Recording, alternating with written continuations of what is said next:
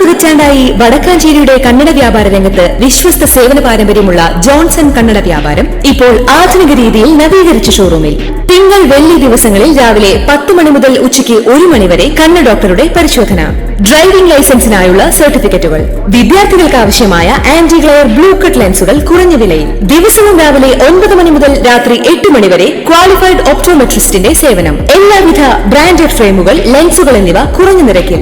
Johnson Kannada വ്യാപാരം, John's tower, divine ആശുപത്രിക്ക് എതിർവശം, Vadakkanchery. Phone 94963474. Lions region 12ന്റെ ഓണപ്പൂക്കള മത്സരം വടക്കാഞ്ചേരി ലയൺസ് ക്ലബ്ബ് ഹാളിൽ വെച്ച് നടന്നു. റീജിയണൽ ചെയർമാൻ രവീന്ദ്രനാഥൻ അധ്യക്ഷത വഹിച്ചു. 7 ടീമുകൾ മത്സരത്തിൽ പങ്കെടുത്തു.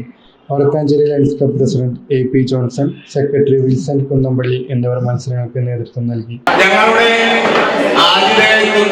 ഇവിടെ എത്തിച്ചേർന്ന എല്ലാവർക്കും ഞങ്ങൾ വളരെ ആത്മാർത്ഥമായി നന്ദി പറയുന്നു.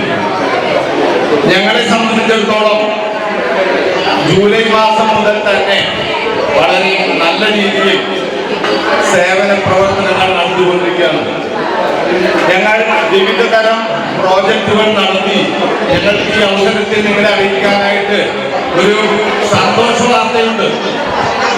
എന്ന് പറഞ്ഞാൽ ഞങ്ങൾ ഈ റീജിയണിൽ ഈ പീരീഡിൽ പോയിന്റിന്റെ അടിസ്ഥാനത്തിൽ രണ്ടാമതായി നിലകൊള്ളുന്നു എന്ന സന്തോഷ വാർത്ത വടക്കാഞ്ചേരി ലയൺസ് കോച്ചിൽ രണ്ടാമത്തെ പോയിന്റ് സ്ഥാനത്ത് നിലനിൽക്കുന്നു എന്നുള്ള സന്തോഷ വാർത്ത നിങ്ങളെ എവിടെ അറിയിക്കുന്നു.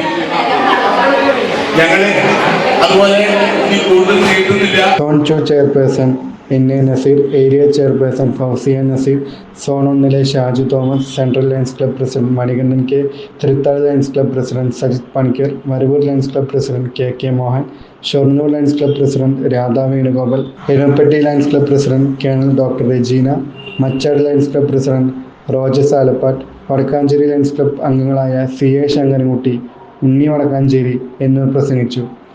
ഷൊർണൂർ ലയൺസ് ക്ലബ്ബ് 1ാം സ്ഥാനവും വരവൂർ ലയൺസ് ക്ലബ്ബ് 2ാം സ്ഥാനവും വടക്കാഞ്ചേരി ലയൺസ് ക്ലബ്ബ് 3ാം സ്ഥാനവും പങ്കിട്ടു. News desk anytime news. കൂടുതൽ വാർത്തകൾക്ക് ഞങ്ങളുടെ ചാനൽ സബ്സ്ക്രൈബ് ചെയ്യുക, ഫേസ്ബുക്ക് ഫോളോ ചെയ്യുക. വാർത്തകൾ വേഗത്തിലറിയാൻ എനിടൈം ന്യൂസ്.